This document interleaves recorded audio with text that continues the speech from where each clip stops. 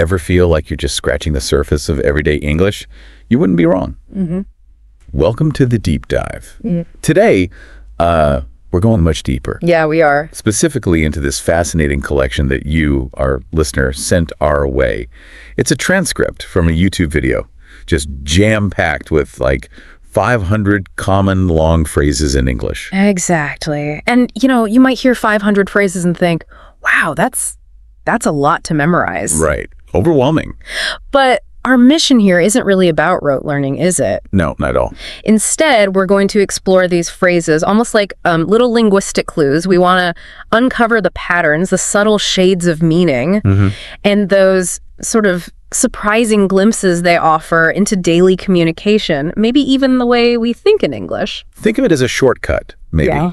A way to feel more clued in to the English you hear all around you. Right. A deeper understanding. So whether you're prepping for something specific, maybe you're just curious about language or, you know, somewhere in between, we're aiming to make this accessible and genuinely interesting, hopefully, without getting too bogged down in technical stuff. Definitely. Okay, so where should we start? Okay, let's jump in. I think this first set of phrases really shines a light on those everyday interactions, you know, the often unspoken social rules. Yeah, and what's fascinating right off the bat is how these seemingly simple sentences, they reveal so much about how we navigate social situations. Take, you are free to do as you please with your money. Yeah. On the surface, it sounds like straightforward permission, doesn't it? Yeah, go ahead. But think about when you might actually say that. It could be offering someone a choice, sure. Right. But it could also carry a slight sense of distance, couldn't it? Like, it's your decision, and, well, I'm not getting involved. That's a great point. It's almost like a polite way of setting a boundary without explicitly saying, don't ask me for more later or something. Exactly. Then you have something like, the bus is full, you'll have to wait for the next one. Yeah. The bane of commuters everywhere. Right. It's just a factual statement, but it instantly brings to mind that shared experience.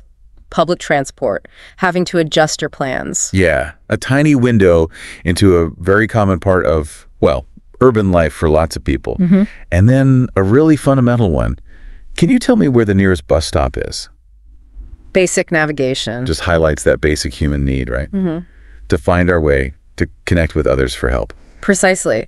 And when we look at a phrase like, I don't like the way you laugh at her. Ooh, yeah. That one's direct. It is. We move into the territory of social disapproval here and empathy. Right. It's a direct expression of a judgment about someone's behavior and a concern for someone else's feelings. It's interesting how directly that's stated sometimes. It is. It's less about the literal words and more about the social message being sent. Totally. Thinking about different environments. Do I have to take off my shoes here? Ah, yes. Classic cultural sensitivity check. Such a clear example of needing to understand those unspoken norms, isn't it? It's that moment of seeking to be respectful of a space, its customs. Yeah. And then reflecting our, digital age, you shouldn't share too much private information on the social networks. They're recurrent. This really highlights our collective awareness or maybe anxiety about the potential downsides of online life. Right. The pitfalls. And a phrase like, can you put up with the way he behaves? That sounds loaded. It really gets to the heart of social tolerance, doesn't it? The friction that can happen between people, the limits of what we're willing to accept. Yeah, it makes you wonder about the relationship dynamics behind that question. So looking at these phrases together, this first batch, what sort of picture emerges for you? Well, it strikes me that they paint a picture of a society that definitely values politeness on some level, but also has a clear set of expectations for how we should act in different situations and is constantly trying to balance, individual actions with the needs and feelings of others. It's all subtly encoded in these everyday sayings. Yeah, exactly. It raises an interesting question, doesn't it? How often do we actually stop and think about these little social scripts, the ones embedded in the language we use every single day? Not often enough, probably. Probably not. Okay, now let's turn our attention to another core aspect of how we use English, making comparisons and talking about degrees. Ah, yes. How we measure and qualify everything. We've got some great examples here that show how English speakers, quantify and assess the world. Right. Starting with a really straightforward numerical one. You have 3 times as many books as I have. Simple, direct comparison of quantity tells you a lot about relative amounts. But then we move into more subjective comparisons, like he is not as intelligent as his older brother. Ouch. But yes, evaluating a trait, intelligence in this case, in relation to someone else, something we do, well, quite often. Yeah, maybe too often. It makes you think about how we even define and compare qualities like that. True. And then setting limits based on perceived ability. This problem is too difficult for primary school children to solve. Okay, defining boundaries. It's about establishing what's considered appropriate or achievable for a certain group. And this one paints a vivid picture. The weather was not only cold, it was also damp. You can feel that one. It's a way of layering descriptions, isn't it? Emphasizing just how unpleasant the weather was. Yeah, piling it on. Exactly, it intensifies the feeling. And then the ultimate comparison, the superlative, this is the most beautiful sight that I have ever seen. Grand statement. It's a strong personal statement, right? Establishing something as the absolute best based on your own experience. And for a really practical comparison of change over time. Prices are double what they were 2 years ago. That's a phrase that probably resonates a lot right now. Definitely. Highlighting a significant shift in value and then asserting equality within a group. He is as smart as any other boy in the class. That can be a way of praising someone, but also sort of fitting them into a peer group. Right. Maybe try not to single them out too much. Could be. Or reassurance. And then comparing personality traits, she doesn't have as much patience as you do. Okay, more subjective again. This is where we start to see those subtle interpersonal judgments creeping into the language. And contrasting qualities. English is not easy, but it is interesting. A classic structure, right? Yeah. Balancing a perceived negative with a positive. Hedging your bets, almost. Yeah. And a really relatable personal comparison. My son is now as tall as I am. That's a milestone many people can connect with, for sure. And looking at relative changes in conditions. It is less muggy today than it was yesterday. Very common type of comparison, especially when we talk about the weather. Constantly comparing today to yesterday. True. And finally, a comparison that speaks to the value we place on different kinds of relationships. One good friend is better than 10 relatives. That's a strong statement, a qualitative judgment about the importance of certain connections over perhaps obligatory ones. So what's the overall insight we can draw from all these comparison phrases? Well, it really highlights how fundamental comparison is to how we understand the world, doesn't it? Yeah, it seems built in. We're constantly measuring, assessing, making sense of things by relating them to other things, whether it's concrete numbers or more abstract ideas like patience or beauty. It's how we create context and perspective for ourselves. Precisely. It's how we quantify, qualify, and ultimately kind of locate ourselves and our experiences within a broader framework. Okay, should we move on? Yeah, let's move on to a category that reveals a lot about our intentions, obligations, and the possibilities we see ahead. Right. This is where we get into what drives us, what we feel we have to do, and what we envision for the future. Starting with, I was just about to come looking for you. It suggests a near future action, often with a hint of coincidence, maybe, or connection. Yeah, like great minds think alike or something. It can imply that, yeah, a kind of unspoken link. Then we have a statement that goes beyond personal desire, more to a sense of necessity.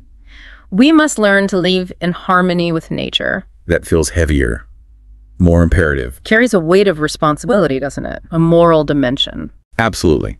And a very direct statement of future plans. I'm going to stay here for a couple of days. Clear, unambiguous, simple statement of intent. Contrasting with that is the more sort of gentle expression of desire.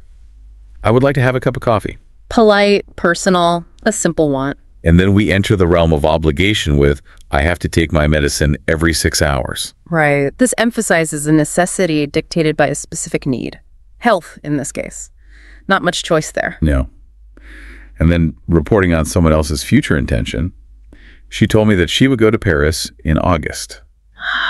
Notice the would there. Talking about a future event from a past perspective. Exactly. It's a step removed from a direct statement like, she will go. And then we have the less firm future plan. I'll come and see you one of these days. The classic non-committal commitment. It's an intention, sure, but the timing is very flexible, left open. Compare that to the much more concrete. I'm going off to Vancouver next week to see my sister. Much more specific, lots of details, where, when, why. Right. And then a phrase that carries a lot of emotion, expressing a strong desire for change. I'd like to leave this town and never come back. Yeah, Yeah, you can really feel the weight behind that statement. It's not just a casual thought. No. And a common expression of anticipation, often in writing, I am looking forward to hearing from you soon. Standard closer, but it expresses that waiting, that expectation. And showing how we sequence future actions. I want to get a haircut before I go on the trip. Simple planning. Prioritizing tasks. Got to get the haircut first. Yeah. And a phrase that combines a current feeling with a wish for a different future. I wish that we could spend more time together. That use of wish is interesting. It often signals a contrast between the present reality and a desired alternative, doesn't it? Yeah, a longing for something different. And here's a clear statement of non-participation. I don't want to be involved in that matter. Setting a firm boundary there, staying out of it. Another straightforward future plan. My son is going to leave for France next week. Lots of travel plans in these common phrases. It seems so. And here's one that combines obligation with a time frame. I have to go shopping. I'll be back in an hour. Practical, time-sensitive, managing expectation. And the ever-present invitation. Would you like to go to the zoo this afternoon? Simple social planning, offering an option. And then we have a look at a hypothetical past intention. If I'd known the truth, I'd have told you. The past conditional. Reflecting on a missed opportunity for a different action? Regret, maybe? Could be. Or just explaining. And a very common feeling. I don't know what I'm going to do next. Oh, yeah. Expressing that uncertainty about the future. We all felt that. Definitely. And here's a request for a future action from someone else. Can you wake me up at 7 o'clock tomorrow morning? Relying on another person to fulfill a need. Delegation. Another invitation, this time involving a pre-dinner ritual. Would you like to have a drink before dinner? Common social offer. Part of the routine for some. And here's a proposal for a shared activity with a stated goal. Let's go and see as many things as we can. Enthusiastic, open-ended, setting a goal for the outing. And a request that also assigns responsibility. Please remind me to mail the report tomorrow. Again, highlighting our reliance on others sometimes, using someone as a memory aid. Happens all the time. Yeah. And a direct offer of future help. He is going to drive you to the airport. Helpful, straightforward. Stating a planned action for someone else's benefit. And expressing a long-term aspiration. He is going to be a doctor when he grows up. A vision for the future. A common way to talk about children's ambitions. And a statement about a lack of current desire. I don't feel like taking a walk this morning. Just reflecting a present state of mind, not feeling up to it. And an action in progress with a future aim. I am looking for a present from my mother. Current task. Future goal giving the present. And offering advice based on a hypothetical situation. If I were in your place, I would lend him a hand. Sharing a potential course of action, putting yourself in someone else's shoes. And acknowledging a limitation in one's ability to provide comfort. I don't know what to say to make you feel better. Recognizing emotional boundaries, or maybe just feeling helpless in the face of someone's distress. Yeah, that feels very human. And a strong desire to avoid a particular state. I don't want to live my life in fear. A fundamental human aspiration, really. Seeking safety and security. And combining a desire with a practical necessity. I'd like to try this on where are the fitting rooms? Immediate, goal-oriented shopping scenario. And a basic need in communication. Will you listen to me for a few minutes? Simply asking for attention can be quite powerful. And an offer that depends on someone else's desire. She'll give her photo to whoever wants it. Conditional generosity. Open offer. And expressing uncertainty about future availability. I don't know if I'll have time to do it. Common constraint, isn't it? Busy lives, limited time. Yeah. And a final offer of assistance with transportation. Let me give you a lift as far as the station. Another helpful offer. So, reflecting on all these phrases about intentions, obligations, possibilities, what do they tell us overall about English speakers, do you think?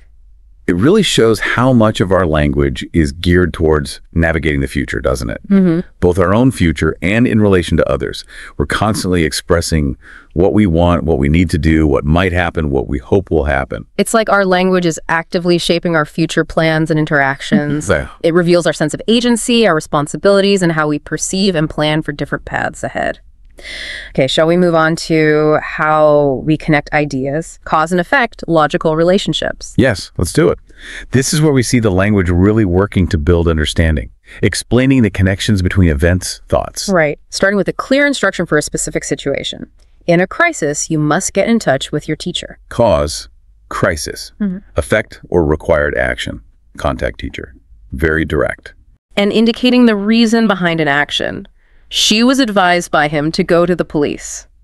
His advice was the cause for her going, or potentially going. Okay, and a straightforward physical cause and effect. The rivers were flooded by the heavy rain. Simple. Rain caused the flood. Can't argue with that one. And explaining the purpose of an action. The old houses were torn down to make room for a supermarket. The supermarket was the intended result, the reason for the demolition. Purpose. And describing a state that is a consequence of a condition. The top of the mountain is covered in snow. The altitude, the temperature, those are the conditions leading to the snow cover. And a conditional relationship. A bicycle will rust if you leave it in the rain. Classic if-then. The rain is the condition leading to the rust. And indicating a simultaneous occurrence. The date of the festival coincides with that of the exam. Timing. They happen at the same time. Potential conflict there. Could be tricky. And linking a calculation to a prediction. According to my calculations, she should be in India by now. The calculation leads to an expectation, a logical deduction based on data. And highlighting a contrast in time. She did not visit me on Sunday, but on Monday. Emphasizing the actual day, correcting a potential misunderstanding. And explaining an obligation based on circumstance. I always have to wear a tie because of my job. The job is the reason, the cause for the requirement. And indicating a physical limitation leading to an inability. She was too short to see over the fence. Her height, the physical characteristic, prevented the action. And showing how equality enables an action. This car was so cheap that he could afford it. The low price, the quality made the purchase possible. So, that. Yeah. And a direct consequence of a condition. The weather was so cold that the lake froze over. Cold led to freezing. Simple physics expressed in language. And explaining why something couldn't happen. I couldn't enter because the door was closed. The closed door was the barrier, the reason for the inability to enter. And a hypothetical past action with a significant consequence. If I had taken that plane, I would be dead now. Wow, the past conditional again, but with a very serious hypothetical outcome. Definitely sobering.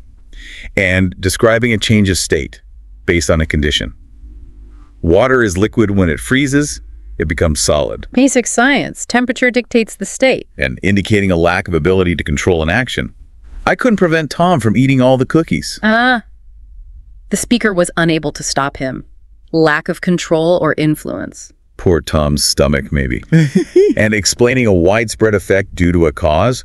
Many schools are closed today because of the storm. The storm is the cause, the school closures are the widespread effect. And explaining the dedication of time to a purpose. He devoted the last years of his life to writing his autobiography. Writing was his focus, the purpose of that significant time investment. And suggesting a lack of impact of a condition on an outcome. A caged cricket eats just as much as a free cricket. Interesting. Being caged doesn't change its appetite, according to this phrase. Okay. And describing a means of achieving a destination. You can get from Washington to New York by train. The train is the method of transport. How-to information. And explaining a shared opinion or judgment. We all consider your idea to be impractical. Oof. The group agrees on this assessment. Collective judgment. And defining a target group based on a characteristic. This book is for students whose native language is not Japanese. Language is the defining trait here for the intended audience. And explaining the motivation behind an action, I ran as fast as possible to catch up with him. Catching him was the reason for the speed. Purpose, again. And showing an emotional response to an event. He was moved to tears when he heard the news. The news caused the tears, emotional cause and effect. And linking age to expected behavior and maybe a consequence for not meeting it. You're old enough to know better than to act like that. Right. Age implies understanding and responsibility. There's a judgment baked in. Yeah. And a direct physical consequence of a condition. The potato was so hot that it burned my mouth. Simple cause, heat, effect, burn. Ow. And indicating a time-based trigger for an action. As soon as she wakes up, we'll turn on the music. Her waking is the signal, the trigger for the music. And describing an action and its target. The enemy dropped many bombs on the factory. Action, dropping bombs, target factory, clear description of an event. And presenting a potentially flawed line of reasoning. If he is innocent, it follows that his wife is guilty. Yeah, this demonstrates a logical fallacy, right? The conclusion doesn't necessarily follow from the premise. Important to spot those. Very. And describing the impact of one person on others. The teacher has a great influence on his pupils. The teacher's actions affect the students? Influence as a form of cause and effect. And stating a conditional relationship between effort and result. If he studied hard, he would pass the test. Hard work is presented as the condition for success. Common belief. And expressing an assumption about a future outcome. We take it for granted that he will succeed in his business. Success is the presumed result based on current understanding or belief. An assumption. And describing a regular habit. He makes it a rule to take a walk every morning. Consistency. The rule implies a self-imposed cause for the daily action. And explaining the commitment to an activity. She spends a lot of time practicing the piano. Practice requires time investment, explaining dedication. And offering encouragement in a learning context. Don't be afraid of making mistakes when you speak English. Trying to remove fear as a cause for not speaking. Encouragement. Yeah, good advice. And describing a behavior in a specific situation. My grandfather sometimes talks to himself when he's alone. Solitude is the context, the condition for the behavior. And stating a general challenge. It is not easy to learn a foreign language. Acknowledging the inherent difficulty. Setting expectations. And expressing a limit to tolerance for a behavior. I don't want to hear any more of your complaining. The speaker has reached their limit. The complaining is the cause of their reaction. Setting a boundary again. And introducing a connection and a profession. I have a friend whose father is a teacher. Establishing relationships and roles. Simple, factual connection. And contrasting expectation with reality. The job looked quite simple, but it took me a week. The perceived ease didn't match the actual time required. Cause, complexity, and effect time. And describing a quantity in a place. There are not many books on these shelves. Just assessing the number of items. Simple description. And linking a personal experience to a specific location and time. I had never seen a windmill until I visited the Netherlands. The visit to the Netherlands was the cause or the occasion for seeing a windmill for the first time. Right. And asking for the reason behind someone's knowledge. How come you know so much about Japanese history? Seeking the cause of their expertise, how come, is a very conversational way to ask why. Yeah, it is. And describing an evaluation of performance. The boss has a good opinion of your work. Providing feedback. The quality of work is the cause of the good opinion. And offering positive feedback and stating the resulting feeling. Yeah. You've both been very impressive today. I'm proud of you. The impressive performance led to the feeling of pride. Cause and effect again. And describing a condition and its limiting consequence. The ice on the lake is too thin to bear your weight. The thinness of the ice condition makes it unsafe. Consequence. And finally, acknowledging a potential weakness of a method. I admit this may not be the best way of doing it.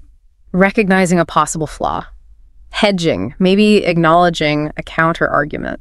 So, okay, that was a lot of cause and effect. What's the big takeaway about how these phrases connect ideas? Well, they really illustrate the fundamental way we use language to explain the world around us, don't they? Yeah. To understand why things happen, to draw logical conclusions, even if they're sometimes flawed, like in that one example. It highlights our innate desire as humans to find connections, to make sense of events, to establish order. Yeah, to build a narrative that makes sense. Okay, and finally, let's look at just a few phrases that kind of stand out. Maybe for their cultural flavor or idiomatic expressions or just a surprising twist. Yes, the fun stuff. These are often the ones that give us the deepest or at least the most colorful insight. Right, like, give him an inch and I'll take a yard. Classic proverb. It's not literally about measurements, is it? Right. It's a warning about being too lenient with someone who might take advantage. It speaks volumes about cultural ideas around trust, boundaries, opportunism. Exactly. A concise piece of cultural wisdom, really? And then, hey, I may have no money, but I still have my pride. That's a powerful statement, isn't it? About values beyond the material, highlighting the importance of self-respect, dignity. And consider, there is no point in pretending to be sick. What does that suggest? Maybe the cultural value placed on productivity. Maybe that genuine illness is the only acceptable reason for not working. Could be. It hints at attitudes towards work and responsibility, maybe even malingering. And a colorful, informal idiom. She got all dolled up for her big date. Yeah, dolled up. Paints a vivid picture, doesn't it? Someone making a real special effort with their appearance for a social occasion. Definitely. And this one really shows the weight of words, especially in public life. A slip of the tongue is sometimes fatal to a politician. Oof. Yes. Underscores the critical importance of careful, considered speech in certain professions. High stakes. Very. And a reflection of a common ethical principle. It is more blessed to give than to receive. Widely held value, yeah. Often rooted in religious or moral teachings about generosity. And the casual way we describe an unexpected meeting. I ran across an old friend near the bank. Ran across. It perfectly captures that chance encounter, doesn't it? Not planned, just happened. Yeah, very natural phrasing. And a great example of informal language and a friendly offer. I'm going to run a couple of errands, want to tag along. So casual, so inviting. Run errands, want to tag along. Very common, relaxed speech. Yeah. And finally, a seemingly simple phrase that suggests resourcefulness. A good cook doesn't throw out yesterday's soup. Right. It implies a value of not wasting things. Making the most of what you have. Frugality, perhaps. So what do these more unique, maybe idiomatic phrases tell us? They really add richness and depth, I think. They show how language goes beyond just conveying facts. It's about sharing cultural values, using figurative language, metaphors, idioms, and navigating social relationships with nuance and, well, personality. Absolutely. These are the phrases that often linger, aren't they? And they offer that more profound understanding of the cultural context where the language lives and breathes. Well said. So as we start to wrap up this deep dive, we've explored just a portion, really, of the 500 common long phrases you shared with us. Just scratch the surface, maybe. Still scratching, but we've looked at how they illuminate everyday interactions, how we make comparisons, express intentions, connect causes and effects, and even those little cultural gems that add so much flavor. And hopefully you've gained maybe a deeper appreciation for the intricacies of English communication, seeing not just individual words, but the patterns, the underlying logic, and the cultural insights embedded in these common everyday phrases. So, considering all these aspects we've discussed, here's a thought to leave you with. What might be some frequent misunderstandings for people learning English based on these kinds of phrases? Good question. Or perhaps, how might the sheer frequency of certain types of phrases like comparisons or future intentions, how might that reflect the core values or priorities within English-speaking cultures? Interesting things to ponder. Just some food for thought as you continue your exploration of this fascinating language. Indeed. And thank you for providing such interesting material for us to dive into today. Yes, thank you for joining us.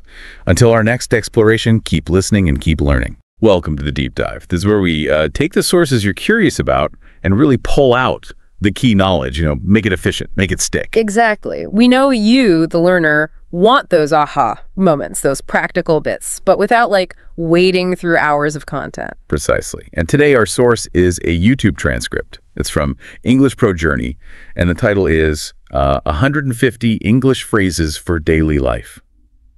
Quite a long one. Ends with, improve your English show.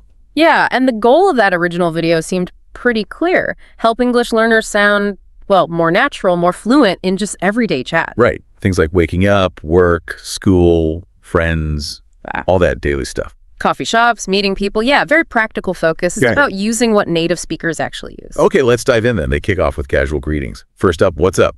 Classic. Oh, yeah, super classic. It's basically, how are you? Or what's happening? But way more relaxed. Sets a friendly, informal tone right away. Good for, bumping into a friend at school or quick hey to a coworker you know well. So, not expecting a long answer, usually. Not usually, no. Sometimes just not much. Or even, hey, what's up? Right back is totally fine. It's more about the connection. Gotcha. Okay, moving on. Clarifying tone. Sometimes jokes need help, right? And just keep... Oh, absolutely vital. Humor can be tricky. Saying, I'm just kidding is like a little flag. Hey, that last thing. Playful. Prevents awkwardness. Totally. Like if you tease a friend for being, say, 5 minutes late, took you long enough, nah, I'm just kidding, glad you're here, smooths it right over. Good save. And then there's reassurance, like when someone makes a small mistake. No worries. Yeah, no worries is great. It's so chill. Like a softer, it's okay, or don't sweat it. So if someone forgets to bring back a book they borrowed. Perfect example. Oh, no worries, bring it next time. It just lowers the stakes, makes things feel easygoing, very common, very polite in casual settings. Nice. Okay, honesty. What if you just don't know something? I'm not sure. Simple but powerful, right? It's just honest. Better than guessing. Yeah. If someone asks, hey, where's Alex? And you don't know, I'm not sure is the way to go. Maybe add, I haven't seen him. Builds trust, actually. Makes sense. Then agreement. Someone suggests something and you like it. That sounds good. Yeah, clear and positive. Shows you're on board. Friend says lunch at noon. Yeah, that sounds good. Exactly. Shows interest, enthusiasm, easy. And when you're heading somewhere, I'm on my way. Essential update phrase, especially with texting. Right. Someone texts, "Where are you?" You text back, "I'm on my way. Be there in 5." Manages expectations, lets them know you're actually moving. Okay. Needing a pause to think. Let me think. It's polite, buys you a moment, instead of just silence. Yeah, awkward silence. Right. Someone asks, "What's your favorite movie ever?" You might go, "Ooh, good question. Let me think." Shows you're considering it seriously. And if you don't understand something, I don't get it. So important to feel okay saying this, especially when learning. It's not failure, it's asking for help. Like in class, "Excuse me, I don't quite get that part. Could you explain it again?" It's proactive. Good point. And the opposite. Showing you do understand. That makes sense. Yeah, it clicks. Someone explains something complex, maybe why a meeting was moved. You go, okay, that makes sense now. Exactly. It confirms you've followed their logic, you're on the same page, encourages communication. Okay, basic needs, hunger. I'm starving. Yeah, a bit more dramatic than just hungry. Definitely more dramatic. It's fun, emphasizes you're really hungry. "Let's eat soon. I skipped breakfast and I'm starving." Very relatable. Wishing someone fingers crossed. Yeah, it's like the verbal version of the gesture. Right. Got that interview tomorrow? Fingers crossed. Just means, I hope it goes well for you. Simple, supportive. And being flexible with decisions. It's up to you. Super useful when you genuinely don't have a preference, like choosing a movie. Which one do you want to see? Honestly, it's up to you. I'm happy with either. Shows you're easygoing, lets the other person choose. Encouragement time. Yeah. Someone's nervous. You've got this. Love this one. Short, punchy, full of confidence for them. Yeah. Friends about to give a presentation. "Hey, you know your stuff. You've got this." It's like a little power boost. Nice. Acknowledging a smart comment. That's a good point. Shows you're listening and you value their input. During a discussion, someone says something insightful. That's a good point. I hadn't considered that angle. Respectful, encourages more sharing. Feeling unwell. I'm not feeling well. The gentler way to say you're sick, isn't it? Yeah, less blunt. Calling work. "Hi, I won't be in today. I'm not feeling well." Sounds a bit softer, maybe more considerate. Patience. Take your time. So kind. Removes the pressure if someone's fumbling for their keys or trying to explain something complicated. Right. No rush. Take your time. Exactly. Makes the other person feel more comfortable. Getting used to something new. I'm used to it. Shows adaptation, like moving to a cold place. At first it's freezing. But after a while. Yeah, the winters are harsh, but I'm used to it now. Shows resilience, that it's become normal for you. Answers that aren't fixed. It depends. Because life isn't always black and white, right? True. Do you like spicy food? Well, it depends. Some kinds, yes, but not super crazy hot. Acknowledges nuance. Setting limits. That's enough. This one can be tricky. Tone is everything. Yeah. Can be a firm but polite stop, like with kids arguing, or more assertive if someone's crossing a line. Needs careful use, but it's about boundaries. Money woes. I'm broke. Yeah. Super common informal way to say, "I have no money right now." Friends want to go shopping? "Oh, wish I could, but I'm totally broke till Friday." Honest, relatable. Making mistakes. I messed up. Owning it. Direct, takes responsibility. Like forgetting something important. "Oh no, I completely forgot to send that email. I really messed up." Shows accountability. Downplaying small issues. It's not a big deal. Yeah, reassuring someone bumps into you, apologizes profusely. Oh, honestly, it's not a big deal. No worries. Right. Puts them at ease. Minimizes the fuss. Excitement for the future. I can't wait. Pure anticipation. "My vacation starts next week. I can't wait." Shows genuine eagerness. Lots of energy. When someone's late, but it's okay. Better late than never. A forgiving phrase. Focuses on the positive they arrived. Friend shows up late to a party. "Hey, better late than never. Grab a drink. Keeps it welcoming." Showing you're really listening. I'm all ears. Cute way to say, "I'm listening intently. Tell me more." Friend says, I need to talk. Okay, I'm all ears. What's up? Shows you care. You're focused on them. Seeing someone after ages. Long time no see. The classic reunion greeting. Always sounds happy, a bit surprised. Run into an old classmate. "Wow, Sarah! Long time no see. How are you?" Perfect opener for catching up. Declining politely. I'll pass. Soft way to say no thank you. Less direct than just no. Offered more food, but you're full. Oh, it looks delicious, but I'll pass, thanks. I'm stuffed. Polite refusal. When someone's kindness really hits the spot. Yeah. You made my day. Such a sweet phrase. Shows real appreciation. Someone brings you a surprise coffee. Thank you so much. You totally made my day. Highlights the positive impact. Agreeing to join something enthusiastically. I'm in. Quick, decisive, positive. Friends planning a weekend hike. Sounds fun. I'm in. Exactly. No hesitation. Shows you're keen. Sharing the same feeling. Same here. Short, natural agreement. Friend says, man, I'm tired. Same here. Creates instant connection. Simple, effective. Willing to try something new. I'll give it a try. Shows openness, maybe a bit of bravery. Offered a weird food. Never had that.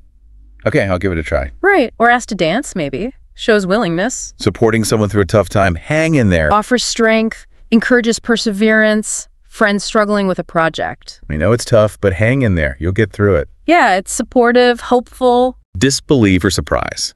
You're kidding. Like, really? Wow. Often said with a bit of shock or amusement. Friend says they won a contest. No way. You're kidding. That's amazing. Expresses surprise. Not interested in something. It's not my thing. Polite way to state a preference without being negative. Ask if you like opera. Thanks for asking, but it's not really my thing. Exactly. Diplomatic. When effort pays off despite difficulty, it's worth it. Highlights the positive outcome. A long, tiring hike. But the view from the top. Wow. That climb was brutal, but this view, totally worth it. Focuses on the reward. Promising updates. I'll keep you posted. Shows consideration. Someone's waiting for news you have. Waiting to hear about a job offer. Haven't heard back yet, but I'll keep you posted as soon as I know anything. Reassuring. When the person you were just talking about shows up. Speak of the devil. Huh. Yeah. Playful. Notes the coincidence. We were just wondering where Mark was, and oh, speak of the devil. Making sure everyone understands the same thing. On the same page. Crucial for teamwork. Okay, let's just confirm we're all on the same page about the deadline. Prevents confusion. Exactly. Ensures alignment. Making people feel comfortable initially. Break the ice. Yeah, easing that initial awkwardness. At a networking event, maybe tell a light joke. Or ask an easy question to get people talking. Right.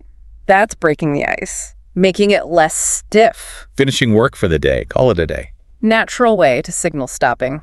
Okay, team, good work. Let's call it a day. Or finishing studying after hours. Yep, my brain's fried. Gonna call it a day. Going to bed casually. Hit the sack. Informal, used with friends or family. Right, I'm exhausted. Time to hit the sack. Getting straight to the point. Cut to the chase. Useful in meetings, saves time. We've only got 15 minutes, so let's cut to the chase. What's the decision? Focuses on the important stuff. Right, no beating around the bush. Asking for secrets or gossip playfully.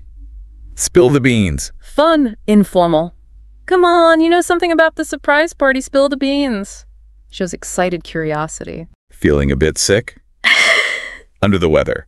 Softer than I'm sick. Like I'm feeling a bit under the weather today. Often used when you're not like seriously ill, but not 100%. Yeah, good for minor things. Exactly. When it's someone else's turn to act, the ball is in your court. Shifts responsibility. Often used in negotiations. Yeah. We've made our offer. Now the ball is in your court. Clear signal. Very clear. Facing something unpleasant but necessary, bite the bullet. Means deciding to do it even though you don't want to. Like making that dentist appointment you've been dreading. Ugh, yeah. Okay, gotta bite the bullet. Shows determination facing the discomfort. When someone says something perfectly accurate, hit the nail on the head. It's a compliment. You think the problem is communication? Yes, you absolutely hit the nail on the head. Means you identified it exactly. Going above and beyond. Go the extra mile. Recognizes extra effort. She really went the extra mile to help us finish on time. Shows appreciation for exceeding expectations. Persuading someone gently. Twist someone's arm. Usually lighthearted. Means you convinced them maybe they were a bit reluctant. Like getting a friend to try karaoke. Ha! I got to twist his arm, but he finally sang. Implies friendly pressure. Something very expensive. Cost an arm and a leg. Colorful way to say it was really pricey. That new phone looks amazing, but I bet it costs an arm and a leg. Asking someone to wait briefly. Hold on a second. Polite, common, friendlier than just wait.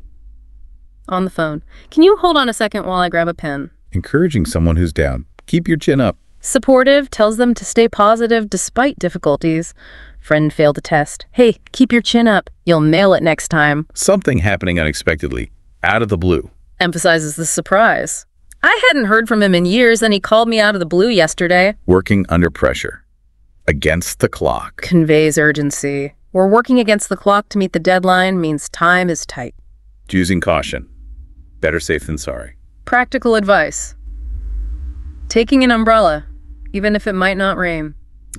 Better safe than sorry. Exactly. Prioritizes avoiding potential problems. Giving a quick warning. Just heads up. Friendly way to inform someone about something upcoming prevents surprises. Just a heads up, the meeting time might change. Respectful. Summarizing briefly. In a nutshell. Neat way to condense information. So in a nutshell, the plan is X, Y, and Z, gets to the core idea quickly. Making a huge effort to help. Bend over backwards. Shows significant effort, often beyond what's required. He really bent over backwards to make sure we had everything we needed. Expresses deep gratitude. Starting serious study. Hit the books. Common student phrase, exams are next week, I need to hit the books, means study hard. Something very easy. Piece of cake. Means it was no trouble at all. How was the quiz? Oh, piece of cake, effortless. Encouraging honesty. Speak your mind. Invites open feedback. Please, speak your mind. We need honest opinions. Creates a safe space. Indicating who's in charge. Call the shots. Means making the decisions. Who's calling the shots on this project? Identifies the authority. Can be slightly informal. Being in a risky situation. On thin ice. Signals danger or potential trouble. He's been late 3 times this week. He's on thin ice with the boss. Means be careful. Plans not yet decided. Up in the air. Shows uncertainty. What are you doing this weekend? Still up in the air? Depends on the weather. Leaving. Starting a trip. Hit the road. Energetic. Implies movement. Okay, car's packed. Let's hit the road. Often used for road trips. Freed from a difficult situation. Off the hook. Conveys relief. Oh. I thought I'd have to work late, but Dave covered for me, so I'm off the hook. Avoided something unpleasant. Sudden anger. Fly off the handle. Vivid. Describes losing your temper quickly. He just flew off the handle when I asked him about the report. Being adaptable. Go with the flow. Relaxed attitude towards changes. Plans changed again. Okay, let's just go with the flow. Flexible. Teasing playfully. Pull someone's leg. Means joking, not being serious. I told him he won the lottery. I was just pulling his leg. Lighthearted deception. Following rules exactly. By the book means strict compliance. Our accountant does everything by the book. Precise.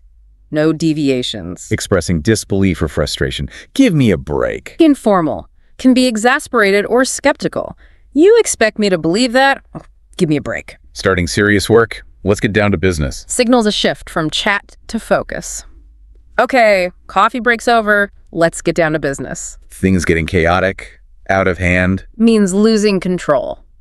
The party started getting a bit out of hand, so we asked people to quiet down. Calls for order. Improvising. Play by ear. Deciding as you go, no fixed plan. What time should we leave? Let's play by ear, see how traffic is.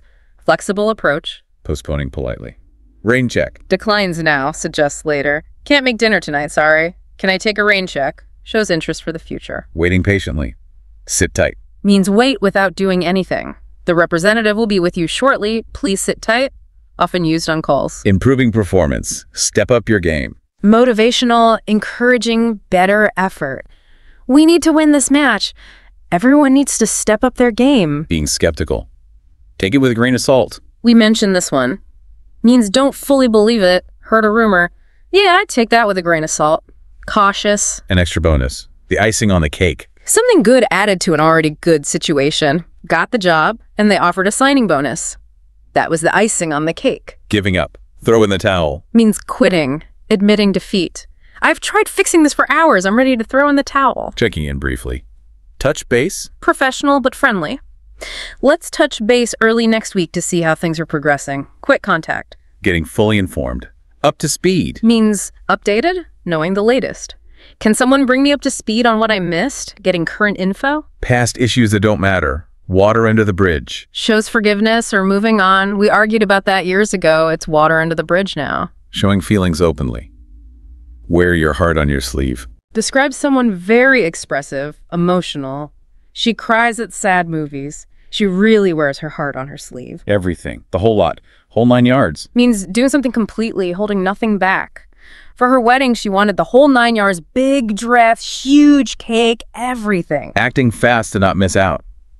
You snooze, you lose. Playful warning, act quickly or miss the chance. Tickets go on sale at 10 a.m. sharp. You snooze, you lose. Telling someone to be quiet, informal.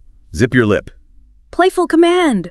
Don't spoil the surprise, zip your lip. Focusing precisely, zero in on. Pinpointing something specific. Okay, let's zero in on the main cause of this issue. Intense focus. Dealing with problems as they arise. Cross that bridge when you come to it. Avoids unnecessary worry about the future. What if we run out of funding next year? Let's cross that bridge when we come to it. Mutually beneficial. A win-win situation. Good outcome for everyone involved. The agreement benefits both companies. It's a win-win situation. Agreeing completely. See eye to eye. Sharing the same opinion or perspective. Luckily, the whole team sees eye to eye on the new strategy. Total agreement. Starting over after failure. Back to the drawing board. Means rethinking the plan from the start. The prototype failed testing? Okay, back to the drawing board. Similar people sticking together. Birds of a feather. Often used as birds of a feather flock together. People with shared interests tend to hang out. Releasing stress. Blow off steam. Letting out frustration or energy. After that tense meeting, I need to go for a run and blow off steam. Happening very quickly. In the blink of an eye. Emphasizes speed. The opportunity was gone in the blink of an eye. Extremely fast. Watching carefully. Keep an eye on. Asking someone to monitor something. Can you keep an eye on my bag for a minute? Practical request. Understanding procedures. Know the ropes. Means being familiar with how things work, usually through experience. She's new now, but she'll know the ropes soon. Happening predictably. Like clockwork. Highlights reliability, regularity. He delivers the report every Friday at 9 a.m. like clockwork. Undecided. On the fence. Wavering between options. I'm still on the fence about which job offer to accept. Can't decide. Regaining composure. Pull yourself together. Encouraging someone to calm down, control their emotions. Okay, take a deep breath. Pull yourself together. Setting higher standards. Raise the bar. Means increasing expectations.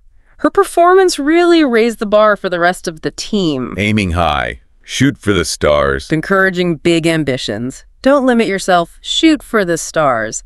Inspirational. Finding balance. Strike a balance. Achieving a good mix. It's hard to strike a balance between work and family life.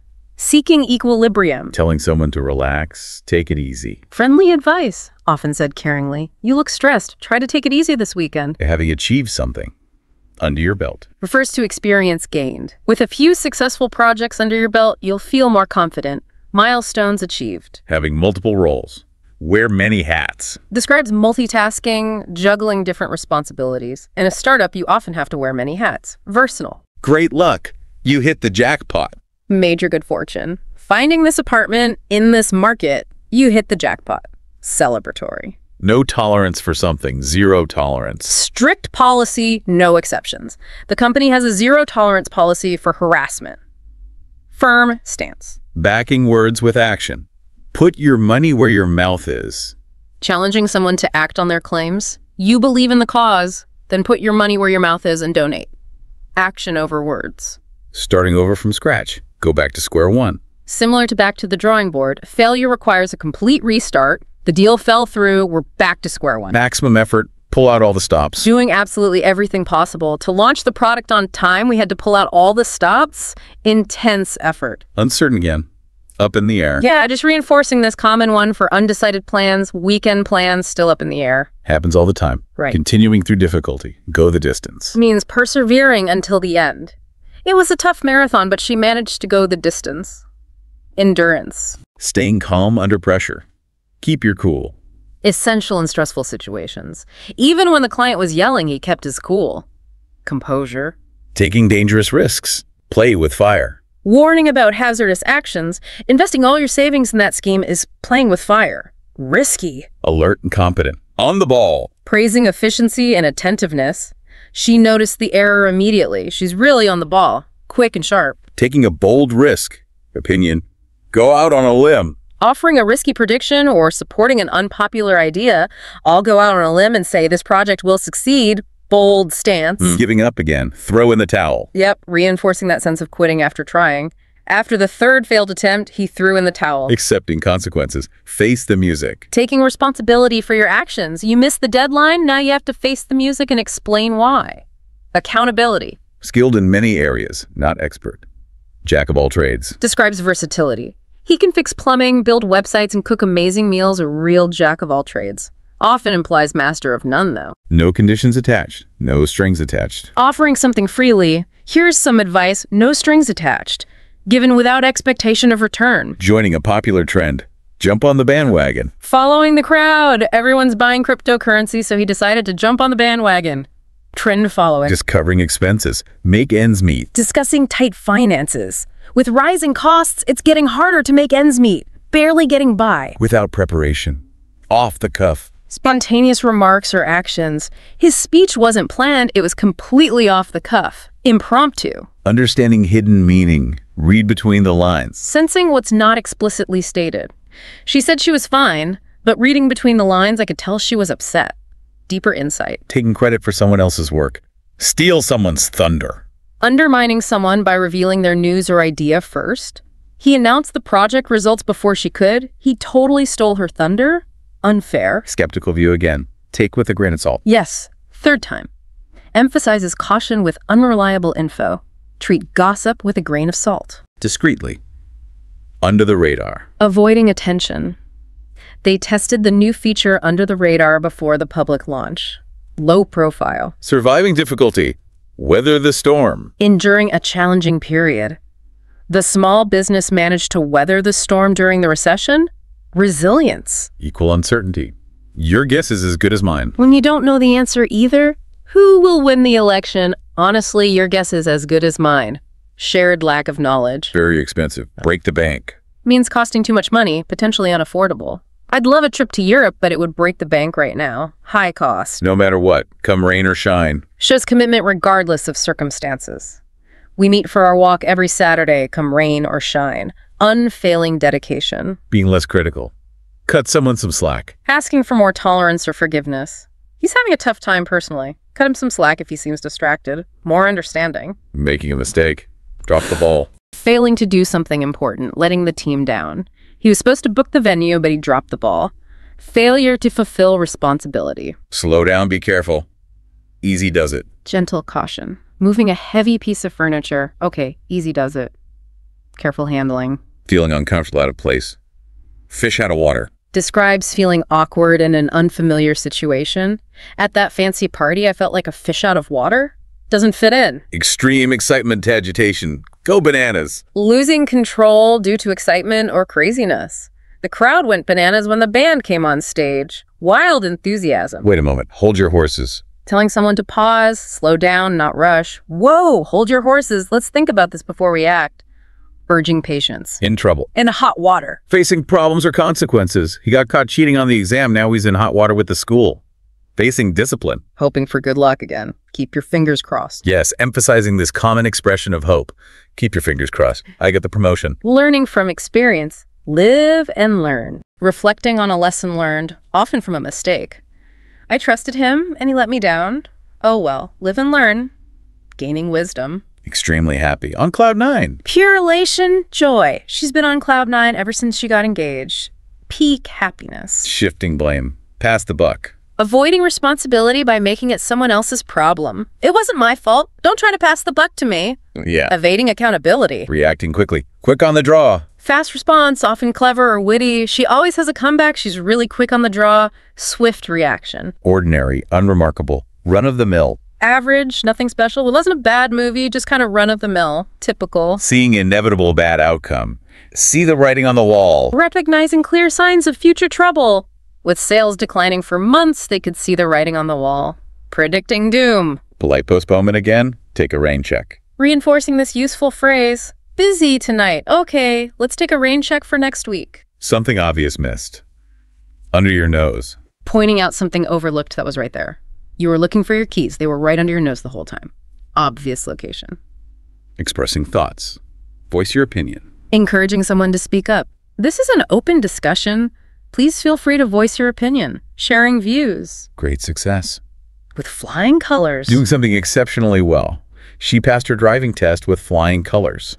Excellent performance. Wow. Okay, that was a lot of phrases. But going through them like this, you really see how they paint a picture of, everyday English. Absolutely. And for you, the learner, it's like getting this amazing toolkit.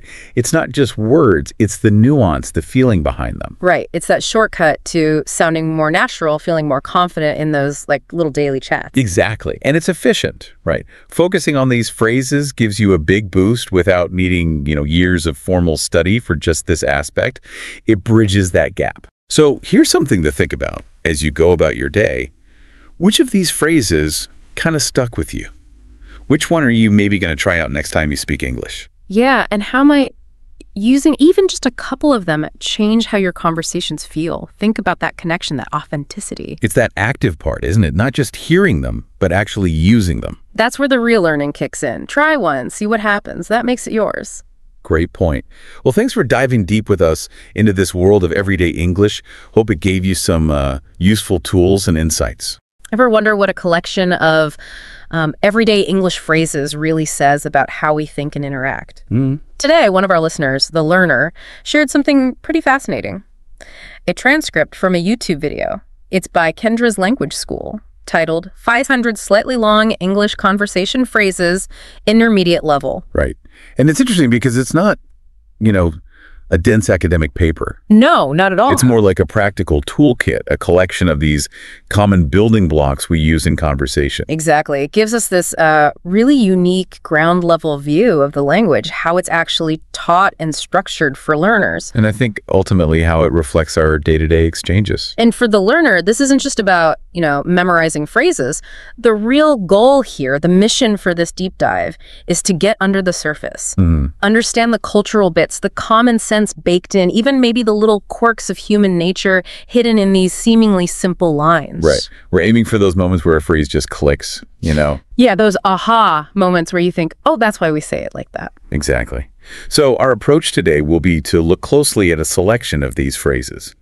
We'll group them by theme, by the kinds of ideas they express. And try to go beyond just the dictionary definition, explore what they tell us about, communication and just navigating life, really. Okay, let's really dig into this then. All right, let's kick off with how we talk about possibility and necessity. We've got some good examples here. First up, you needn't have taken an umbrella with you. Okay.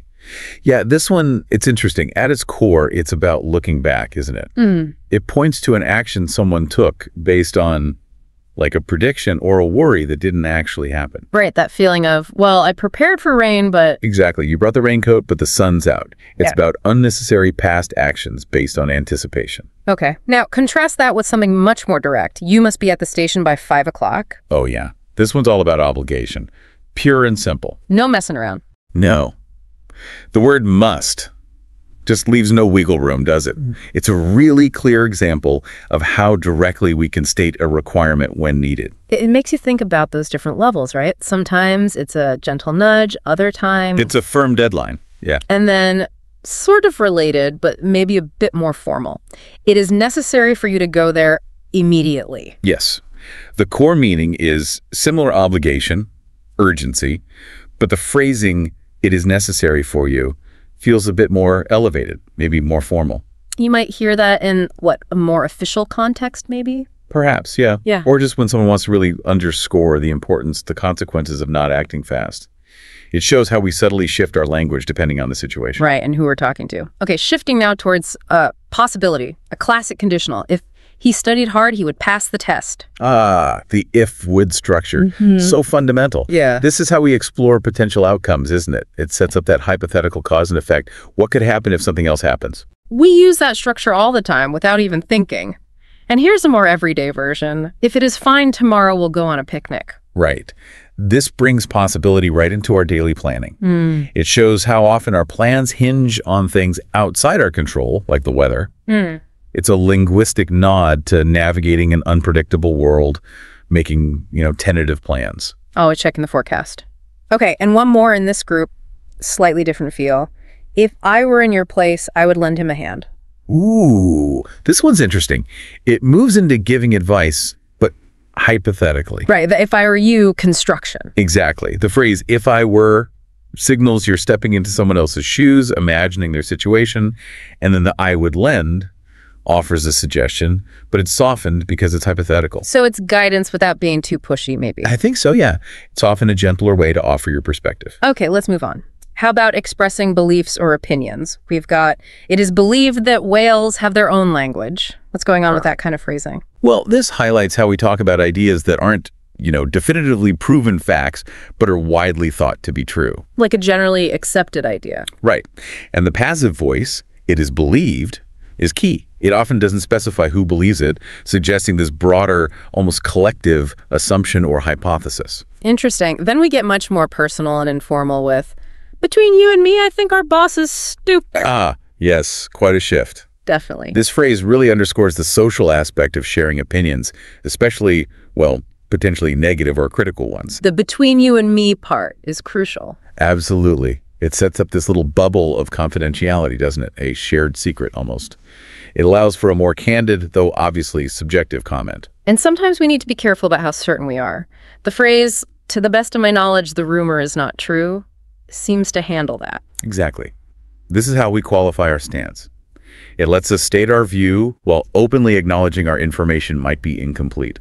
So it's like saying, here's what I think based on what I know, but I could be wrong. Precisely. To the best of my knowledge is that essential hedge, indicating the basis and the limits of our certainty. Agreement isn't always all or nothing either. I agree with what you say to some extent. That captures nuance. It really does. It reflects so many real conversations where you find common ground, but maybe don't align 100%. To some extent opens the door, doesn't it? Yeah. It invites clarification like, okay, where do we agree and where do our views diverge? Yeah, it keeps the conversation going. Finally, in this section, expressing a group opinion, we all consider your idea to be impractical. Right. This shows how a collective viewpoint can be expressed. And in this case, it's a negative assessment. We all consider sounds quite strong. It can, yeah. It suggests consensus. Though the directness of impractical, well, how that lands depends hugely on the context, the relationships involved, the tone of voice. Diplomacy. Or lack thereof. Yeah. Okay, let's shift focus again. How about observations about people and society? First one's broad. People are more educated now than they used to be. Okay, on the surface, seems straightforward, like an observation about progress. Yeah, sounds reasonable. But it immediately makes you ask, well, what do we mean by educated? Formal schooling, access to Wikipedia, critical thinking skills. Good point. How do you measure that? Exactly. It pushes us to think critically about those markers. Is it universally true in all aspects? It's a statement that invites more questions than it answers, perhaps. Definitely food for thought. Okay, moving to descriptions of individuals. It is true that she is pretty, but she is selfish. What's the key thing here? I think it's the but, that pivot. Yeah. It signals a contrast. It highlights how we often describe people by balancing attributes, sometimes positive, sometimes negative, acknowledging one thing while immediately adding a counterpoint. Creates a more rounded picture, maybe? Or just highlights a perceived conflict. Could be either, yeah. It's a very common structure for describing complexity in people. Then there's, he makes it a rule to take a walk every morning. This one seems simpler. It does. It's about habits, routine. Establishing structure. Exactly. Makes it a rule. Emphasizes the intentionality, the consistency. It speaks to that human tendency to build routines, how habits shape our days. Okay. And a very basic but useful structure for acknowledging variety. Some of them are healthy, but others are not. Yeah, the some, but others pattern. It's fundamental for recognizing diversity within any group. Just acknowledging things aren't uniform. Simple, but essential. Can't argue with that. How about influence? The teacher has a great influence on his pupils. This one highlights the impact one person can have, particularly in roles like teaching or mentoring. Great influence sounds significant. It does. It suggests a powerful, maybe lasting effect. It underscores the responsibility and potential impact that comes with certain roles. Now here's one that might raise an eyebrow. Women eat lighter meals when they're eating with a guy. What do we do with a phrase like that? Right. This one definitely needs a critical lens. It might reflect an observed behavior in some specific social situations. Yeah. But we have to be really careful not to generalize it into some kind of universal truth or, worse, a stereotype. Yeah, dangerous territory. It prompts questions about social dynamics, maybe gender expectations, the pressures people might feel consciously or unconsciously in different settings. It's more a starting point for discussion than a conclusion. Absolutely. Good point. Okay, let's tackle difficulty and impossibility, starting with the classic idiom. It is like looking for a needle in a haystack. Very visual. Extremely. And that's its power, isn't it? The imagery is so strong. It immediately conveys that sense of overwhelming difficulty, a near zero chance of success because of the scale and the lack of distinction. Instantly understandable. A more direct way to say something's unlikely. Finishing the report by tomorrow is next to impossible. Yeah, this is a very clear assessment of feasibility against a deadline. Next to impossible leaves little doubt about the extreme difficulty. Highly improbable. Okay. And we can use physical limits too. The ice on the lake is too thin to bear your weight. Right. This uses a tangible physical reason to explain why something can't happen. Very concrete. Very. It's direct, easy to grasp, and often carries an implied warning, don't try this. Makes sense. We also talk about our own limits. I can't put up with that noise any longer. What's going on beyond just the sound? Well, put up with implies a period of tolerance, doesn't it? Enduring something unpleasant. Yeah, you've been bearing it. Exactly. And any longer signals that the speaker's reached their limit. Their capacity to tolerate it is gone. It's about personal boundaries, emotional or psychological limits being reached. Got it. And finally, relating difficulty to specific groups. This problem is too difficult for primary school children to solve. This frames the difficulty relative to a specific group's expected abilities. Sets a benchmark. Right. Too difficult for the people sane clearly links the task's complexity to the cognitive stage of primary school kids. It contextualizes the difficulty. Okay, let's switch to time and location phrases. First, I was just about to come looking for you. What's the timing implied here? It implies really close timing, almost simultaneity. Just about to means the action was imminent, right on the verge of happening when something else occurred. Like you were just getting up to leave. Exactly that feeling. Simple duration. I am going to stay here for a couple of days. Pretty straightforward. Yep. Clear indication of a relatively short time frame. A couple of days, very common, informal way to say that. Basic logistics. You can get from Washington to New York by train. Standard practical information. How to get from A to B. Essential stuff. Asking about distance. What is the distance between New York and London? Direct question. Yep. Straightforward request for quantitative geographical info. Asking about travel time. How long does it take to get to the train station? Equally essential for planning. Crucial piece of data if you're trying to catch that train. Indeed. And asking for schedule specifics. What time does the train for New York depart? Again, precise question targeting timetable information. Very functional language. And finally here, talking about age or origin. The old church on the hill dates back to the 12th century. Ah, the phrase dates back to. That's the key. Yeah. It specifically points to the historical origin, the age of something, connecting the present thing to a specific point in the past. Gives it that historical context. Yeah. Okay, moving towards value and worth. Fluency in English is a very marketable skill today. What's emphasized? It's emphasizing the practical economic value of an ability. Marketable skill directly links English fluency to job prospects and earning potential in today's world. Makes sense. Comparing costs. A trip to America was equivalent to a 2-year salary for her.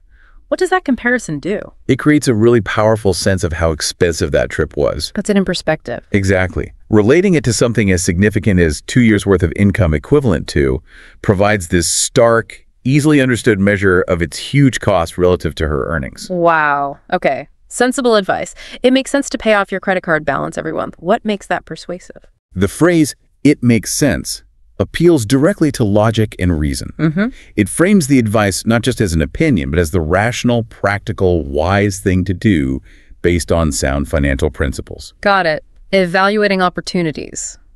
The offer is too good to be turned down. What's the judgment there? It's a strong, positive evaluation. It implies the benefits are so obviously large or advantageous that refusing the offer would be foolish. Almost illogical to say no. Pretty much.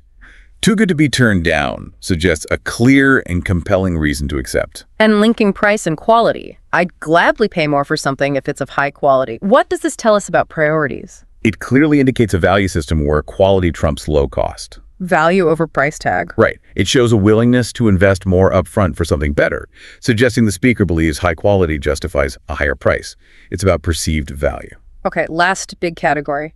Emotional expressions and social interactions. We have, I don't want to live my lives in fear. Pretty powerful statement. Very. It expresses a really fundamental human desire, doesn't it? for security, for freedom from anxiety. It reveals a deep motivation to avoid a life overshadowed by apprehension. Definitely resonates. Standard social pleasantries. Did you have a good time on your trip to London? What's the function here? These are, well, social lubricants, really.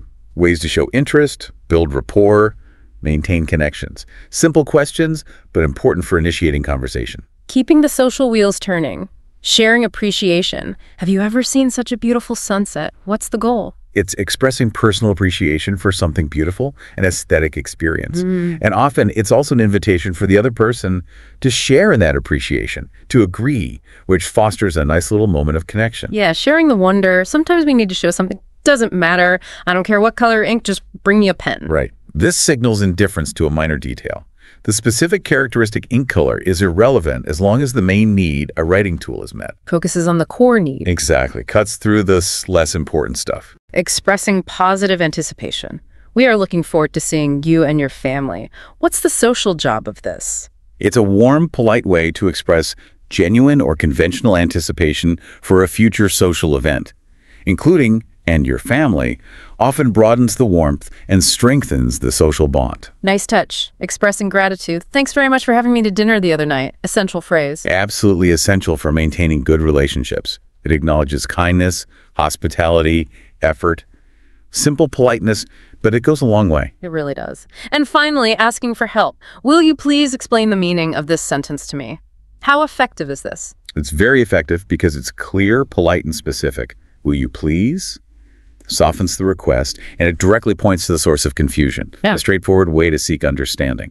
Okay. So looking back at this whole collection, all these different types of phrases, it really feels like more than just a random list. What's the bigger picture you see here? Well, what's really insightful, I think, is how this list, even just the intermediate level ones, acts as a kind of microcosm of basic human interaction. Yeah, it covers a lot of ground. It does.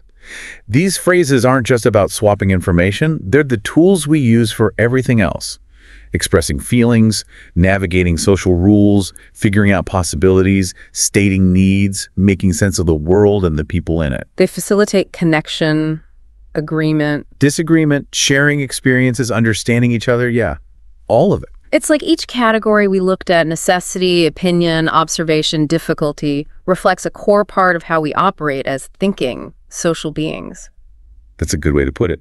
The way we phrase possibilities shows how we conceptualize the future. The way we state beliefs touches on our understanding of truth. Our observations reveal our perceptions. And if you step back even further, you can start to see the subtle cultural shades in some of these, right? Definitely. How direct you are with an obligation, like you must, versus maybe a softer approach, or how you hedge an opinion. Those things can vary quite a bit culturally, even if the basic structure is there in the language. So this deep dive into what seems like just list of conversational phrases, it's actually given us, well, a lot more than just vocabulary practice. Yeah, we've sort of peeled back a layer to see some of the fundamental ways we communicate, think, and, relate to each other. And for the learner, we really hope this exploration has provided not just the words, but that deeper context, that sense of the human element behind them. Hopefully hitting some of those aha moments we talked about earlier. Exactly. So maybe a final thought for you, the listener.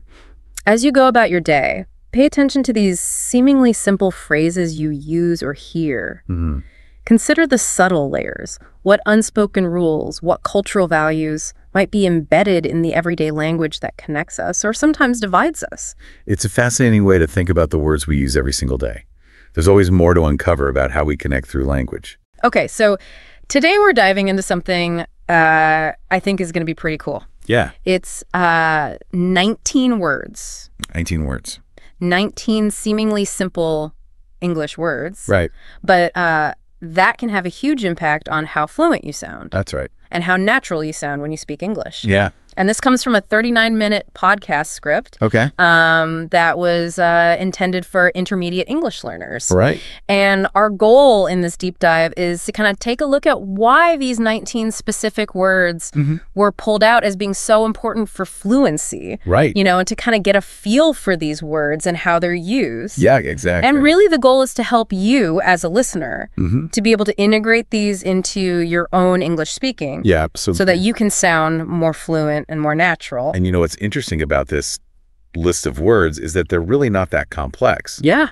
They're all pretty common words that native speakers use all the time. Yeah. And I think the key here is that it's not just about knowing the dictionary definition of these words. Yeah. It's really about understanding how native speakers actually use them in conversation. Right. It's about the usage. It's not just about knowing the definition. Exactly. Yeah. And so that's what we're going to be exploring today. Yeah. And I think it's important to recognize, too, that, this isn't just about increasing your vocabulary. It's about learning how to use the vocabulary that you already know. Exactly. More effectively. Yeah. So you can be more nuanced in how you speak. Yeah. You can understand the subtle ways that these words are used to connect ideas. Yeah. To express emotion and to really just create that smooth conversational rhythm. Yeah. That sounds natural and fluent. Right. It's all about, moving beyond just being understood to sounding like you belong in the conversation. Right. Yeah. And I think that that's really the goal here. Yeah. Is to help you sound like a native speaker. Yeah. And it's interesting because this list kind of focuses on high frequency words. Yeah. Which I think is a really efficient way to improve your fluency because you're learning the words that are actually used all the time. Exactly. As opposed to, learning these obscure words that you might only use once in a blue moon. Yeah, or, words that are very specific to a certain field or something like that. Right. So this is really about those everyday words that you can use in any situation. Okay, so let's jump into the first group of words here. Okay. The podcast script starts off with 6 words that are all about connecting ideas. Right. So these are words that kind of help your sentences flow together more smoothly. Yeah, it's a great way to put it. Yeah. Instead of just having a bunch of short, choppy sentences, you can use these words to link your thoughts together in a way that sounds more natural. Right. And the first word on the list is although. Okay, although. And so we all know, although introduces contrast. And the example that they give is, although it was cold, she went swimming. And it's interesting how that one little word, although, can instantly, create that relationship between these two contrasting ideas. Right. So you have the cold weather. Which you would expect to prevent her from going swimming. Yeah, which would normally discourage swimming. Yeah. And then you have her actually going swimming. Right. So it kind of implies a little bit of resilience or unexpected behavior. Yeah, exactly. It's like she's determined to go swimming no matter what. Right. Even if it's cold. Right. And what's interesting is that using although is a much more sophisticated way to express that contrast than just saying it was cold, she went swimming. Right. Because it creates that smoother flow. And it also hints at a more complex relationship between the two facts. Right. So it's not just that it was cold and she went swimming. Yeah. It's that despite the cold, she still went swimming. Yeah. Okay, so the next word on the list is unless. Unless. And this basically means if not. Right. So the example they give is, I won't go unless he calls me. Right. And so that very clearly lays out the condition that has to be met for the action to occur. Yeah. And so it's so much more streamlined than saying something like, I will not go. However, if he calls me, then I will go. Exactly. It's so much more concise. Yeah, it's so much easier. And natural sounding. Yeah. Okay, so the next word we have is instead. Instead. And this one signals an alternative. Right. So the example is, I stayed home instead of going out. Right. And that directly tells you that one option was chosen over another. Yeah. So it wasn't just that you didn't go out. Right. Yeah. You stayed home. Exactly. That was the choice he made. It highlights that conscious decision. See, the next one is however. However. And this is kind of like a more formal way of saying, yeah, it's a little bit more formal. And the example they give is, it's a good idea, however, it's expensive. Right. And so that formality is kind of key there because it kind of signals that you're introducing a more considered counterpoint. Yeah, you're not just saying but. Right. You're saying however, which implies that you've thought about this a little bit more. Yeah, it carries more weight. Exactly. Than a simple but. Okay. And then we have because. Because, which is like the fundamental word for explaining why things happen. Yeah, because is so important. Yeah. For expressing reasons and causes. Yeah, and the example they give is, I'm tired because I didn't sleep well. Right. Which is something I think we all relate to from time to time. Definitely. Okay, and then finally, in this first set of connecting words we have, so which indicates a result for consequence. Yeah. So it's showing that cause and effect relationship. Exactly. And the example is, I was hungry, so I made a sandwich. Perfect. Yeah, so the big takeaway from these 6 words is that you can immediately sound more fluent just by using them to combine shorter sentences. Yeah, it's all about moving away from those simple, kind of childlike sentence structures. Yeah. And building more complex and natural sounding sentences. All right, and more interconnected thoughts. Exactly. Okay, so that was set number 1. Yep. Now let's move on to set number 2. Okay, so set number 2 is all about words that can help you sound more natural. Yeah, more like a native speaker. Exactly. In your everyday English. Yeah, so these are words that you might hear native speakers use all the time. Right. And they might not seem that important. Yeah. But they can really make a big difference in how natural you sound. Right. So the first word on this list is actually. Okay. And this is used to correct or add something. Right. So the example they give is actually, I've never been to New York. Right, so it's not just like, no, I haven't been to New York. Exactly. It's actually, I've never been to New York. That's a little softer, a little more polite. Yeah, it's a way of introducing information that might be unexpected without being too abrupt. Yeah. Okay, the next word is really. Really, and this one is used to show strong feeling. Right. So the example is, that's really interesting. Right. And you can use this to express enthusiasm. Yeah. Or to emphasize a point. Yeah. And what's cool about really is that it's very versatile.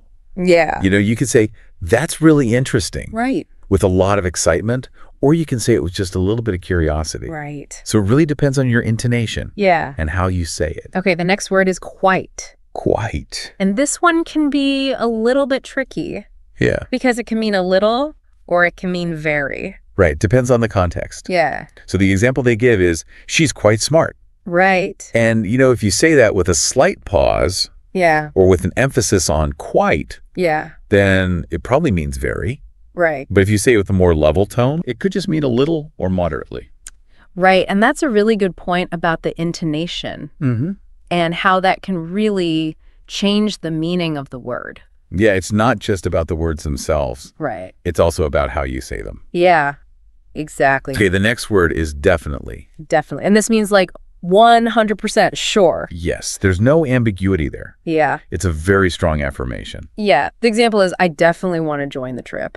Right. So there's no doubt. Yep. Okay, the next one is probably. Probably, which means maybe with a high chance. Okay. So the example is, I'll probably go to the party. Right. So it's not definite. Right. But it's likely. Exactly. It leaves a little bit of wiggle room. Right. You're not fully committing, but you're saying that it's likely. Okay. And then we have maybe. Maybe. Which is just not sure. Yeah, just a simple maybe. Yeah. The example is, maybe we can go for a walk later. Right. So you're not making any promises. Nope. But you're just throwing out an idea. Okay. And then the last word in this group is to. To, which means more than needed. Right. So the example is, this coffee is too hot to drink. Yeah. So it's expressing that excess that creates a problem. Yeah. Or an undesirable situation. Yeah. And that's something that we use all the time. Definitely. Okay. So the big takeaway from this second set of words is that they can help you sound more relaxed, more like you're just having a normal conversation. Right. When you speak English. It's all about those subtle nuances that native speakers use. That make it sound more natural. Exactly. Okay. So let's move on to the final set of words. All right. So the last set of words is all about expressing time and emotion. Okay. So these are words that can add feeling and a sense of timing to your sentences. And these are the words that can really bring your stories to life. Exactly. Okay. So the first word in this group is eventually. Eventually. Which means after some time. Right. The example they give is, eventually they finished the project. So it implies a process that unfolded over a period of time. Yeah, it suggests that it took a while for them to finish the project. Okay, the next word is still. Still? Meaning the situation hasn't changed. Right. So the example is, he's still sleeping. Yeah. So despite the fact that time has passed, he's still asleep. Nothing has changed. Yeah. He's still in that same state. Okay, then we have even though. Even though. Which signals a strong contrast. So the example is, even though she was tired, she helped me. Right. And it's kind of similar to although. Yeah. But it emphasizes a greater degree of surprise or unexpectedness. Exactly. Given the opposing factors. Yeah. It's like you're really highlighting the fact that she helped you, even though she was tired. Okay. The next word is suddenly. Suddenly. Which means very quickly. Yes. The example is, suddenly the lights went off. Right. And so that really injects a sense of immediacy. Yeah. And surprise. It's like, bam, the lights went off. Exactly. It grabs your attention. Yeah. Because it happened so quickly. Okay, then we have almost. Almost. Meaning close to something. Yeah, almost happened. Yeah. But not quite. The example is, I almost missed the bus. Right. So you were close to missing the bus. Yeah. But you didn't. But I made it. You just made it. Okay, and then the last word is hardly. Hardly. Which means almost not. Right. So the example is, I hardly know him. Right. So you know him. Yeah. But not well. Just barely. Yeah. Okay, so we've gone through all 19 words now. We've made it. We made it. And it's kind of eye-opening how these seemingly small and common words can have such a big impact. A huge impact. On your overall fluency. Yeah. When you speak English. Yeah, it really shows that fluency isn't just about having a huge vocabulary. Right. It's also about knowing how to use the words that you already know. And using them well. Exactly. So for you, the listener, the takeaway here is to pick just five of these 19 words. Any five. And make a conscious effort to use them in your next English conversation. Or, if you're writing something in English, or even if you're just, sending a voice note to a friend. Right. Just try to use them. Just be conscious of them. Yeah, be conscious of them and how you can use them. And I think you'll be surprised at how much of a difference it makes. And really think about how, incorporating these words into your daily life can make you sound more fluent and more natural.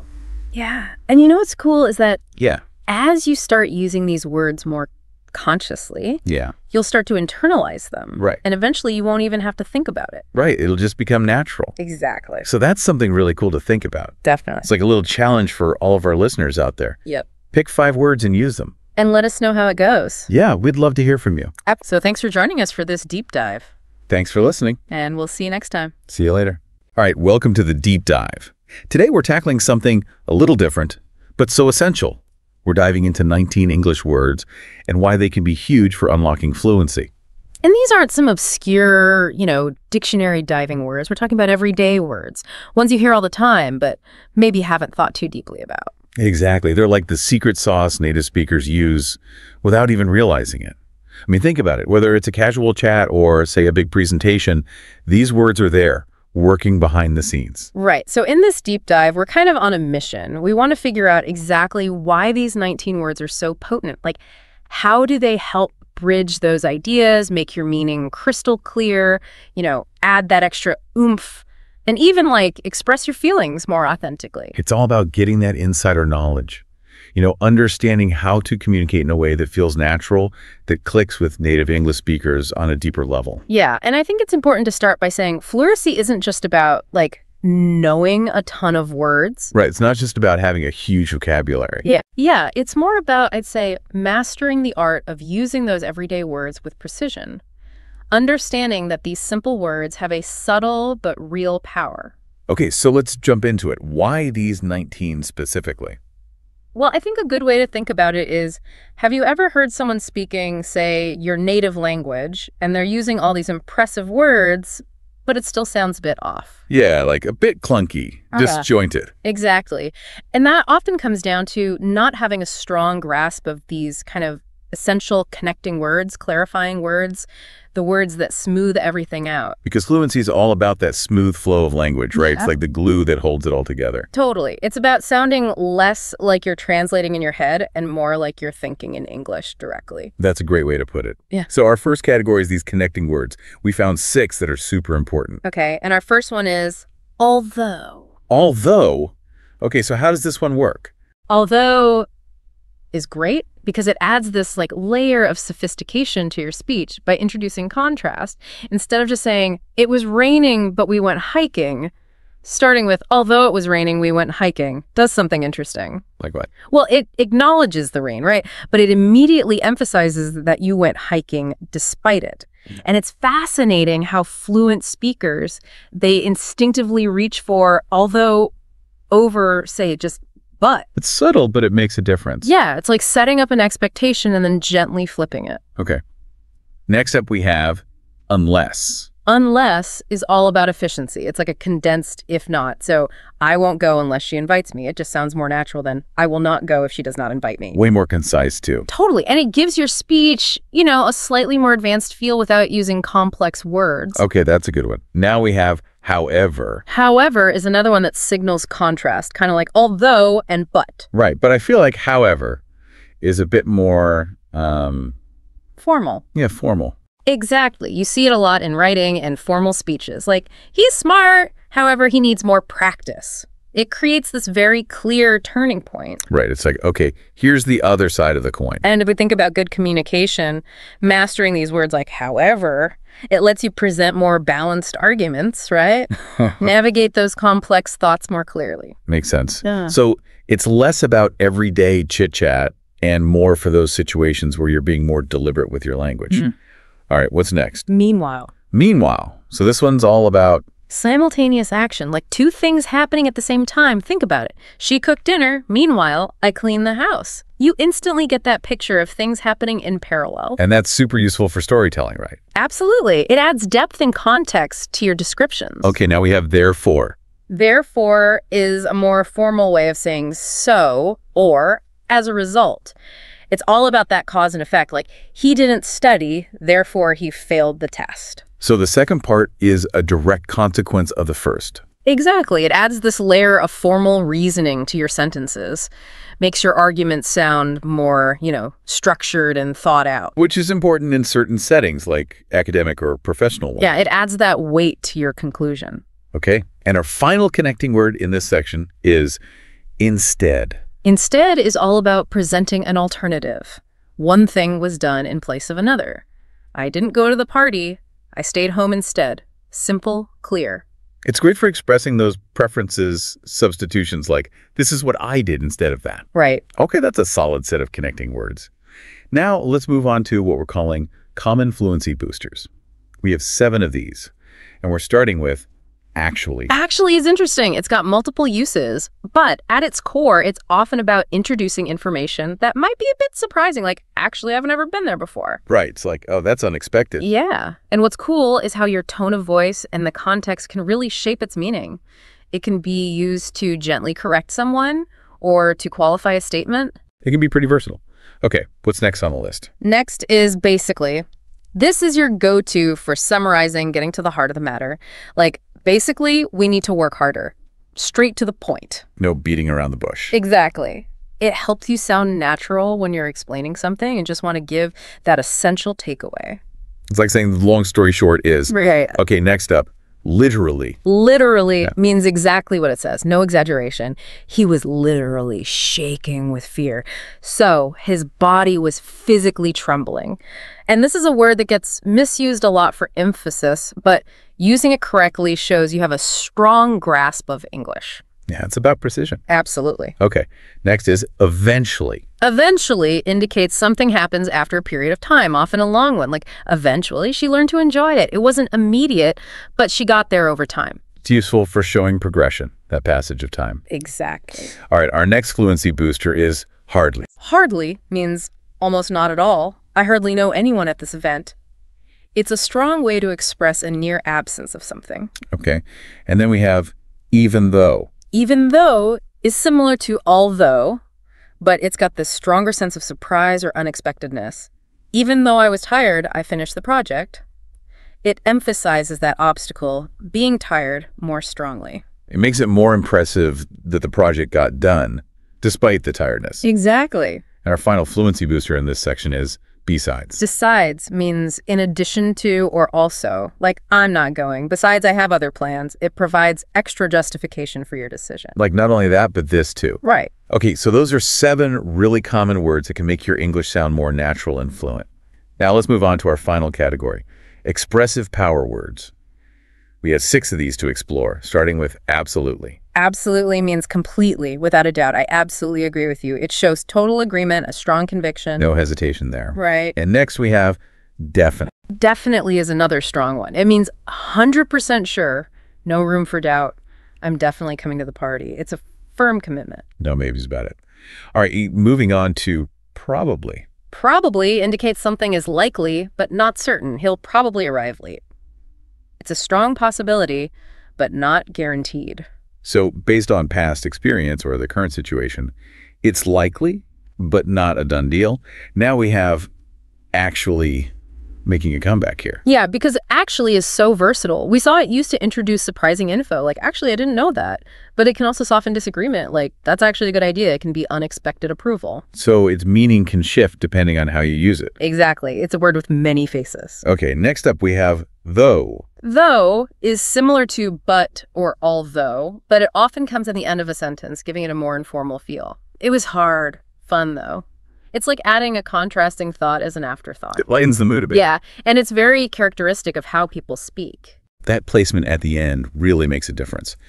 And our final power word is quite. Quite is tricky because its meaning can really change depending on the context and your tone.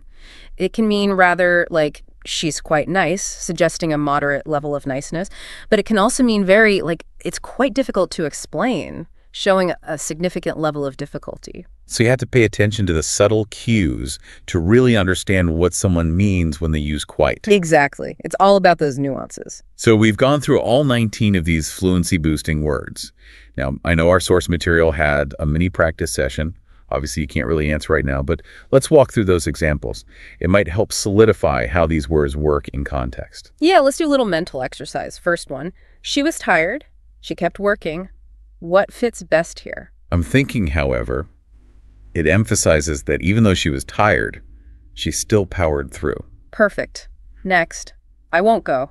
You come with me. What goes in the blank? That would be unless. I won't go unless you come with me. It's that clear condition. Right on. Here's another. We finished the project. We were tired but happy. What fits the context of something happening after a period of effort? I say, eventually, we finished the project, and eventually we felt both tired and happy. Exactly. Number 4, it's not true. It's the opposite. What word introduces that surprising or contrary information? That's actually all the way. It completely flips the initial statement. And the last one, I didn't buy coffee. I made tea. What word shows that alternative action? That's instead. I opted for tea instead of coffee. Nailed it. Just thinking through those examples, I bet it helps you see how these words work in real sentences. It really does. Yeah. It's one thing to know the definition, but seeing them in action makes a big difference. So to wrap up this deep dive, it's clear that fluency isn't just about having a massive vocabulary. It's about mastering these right small words and using them naturally. They might seem basic on their own, but together they have this amazing power. They really are the foundation of natural-sounding English. And by focusing on them, you'll not only speak more smoothly, but you'll also understand better how native speakers think and express themselves. So for our listeners, here's a challenge. Pick 5 of these words that stood out to you, maybe ones you haven't used much before, and try writing 5 sentences using each one. And even better, say those sentences out loud. That's how you really make them part of your active vocabulary. It's all about that active engagement. Now, here's a final thought for you to consider. Think about how choosing between but, although, and however can subtly change a sentence. It's pretty amazing how much power we have as speakers to shape our message. Thanks for joining us today on The Deep Dive. Welcome to The Deep Dive. We're focusing in on something really important today. If you're learning English, these are 19 core words that will actually help you sound more like a native speaker. That's right. In this deep dive, we really want to give you these tools. These are short, common words. Native English speakers, we use them constantly without even thinking about it. And getting comfortable with these will help you to speak more easily, understand conversations better, and just feel more confident when you're talking in English. You'll sound much more natural and fluent. We've organized these 19 words into 3 categories to make it easier. We'll start with words that connect your ideas. Then we'll look at words that you hear all the time in casual conversation. And lastly, we'll cover words for talking about time and feelings. And stick around because we'll even have a chance to practice together at the end. Let's jump right in with our first group, connecting words. These words are fascinating because they're small, but they bring so much structure and clarity. They're the essential links that let you express more complete thoughts. It's how you move beyond just single words. The first word is and. Okay, you probably know this one already, but it's just so essential. It lets you add more information, like I have a dog and a cat. Simple, right. But if you think about it, and helps you avoid all those short, choppy sentences. It lets you combine similar ideas so your thoughts flow better. It's a simple way to create a little more complexity without overthinking it. Next is but. But shows contrast. It's like saying something's different. For example, you could say, I like pizza, but I don't like cheese. Right, so you're setting up an expectation, and then you kind of flip it. It's important in any language, right? To express different sides of something or make exceptions. Learners, think about it. Are you using but to show these contrasts, or are you just saying separate ideas? Now we have because. Because tells us the reason for something, like, I'm tired because I didn't sleep. So you directly connect an action or a feeling to its cause. Absolutely. Because helps you go beyond just stating facts. You can give reasons and explanations, and that makes your conversation more interesting. It's not just what, it's why. Our fourth connecting word is so. This shows the result of something. I was hungry, so I ate lunch. It tells us what happened because of a previous action. So is often that natural conclusion or the next step. It shows a cause and effect relationship. It's interesting how smoothly native speakers use so to connect their ideas, creating that really natural conversational flow. Now for number 5, we have or. It gives you a choice between a couple of options. Do you want tea or coffee? It presents alternatives. Exactly. We use or for questions that require a choice and for offering different possibilities. It's something we do all the time, making decisions and exploring options. Last in this group is if. If introduces a condition, like, if it rains, I'll stay home. It sets up a potential scenario and what might happen. It's a way to talk about possibilities, things that might happen. While it deals with uncertainty, if is an easy way for beginners to start exploring more complex sentence structures. It's a way to talk about the future. You can really hear how using these 6 words, and, but, because, so, or, and if, can help you make longer, more detailed sentences. Your English will sound more interesting. I totally agree. Mastering these connecting words is a huge step toward fluency. They make your English sound more cohesive and natural. All right, let's move on to group number 2.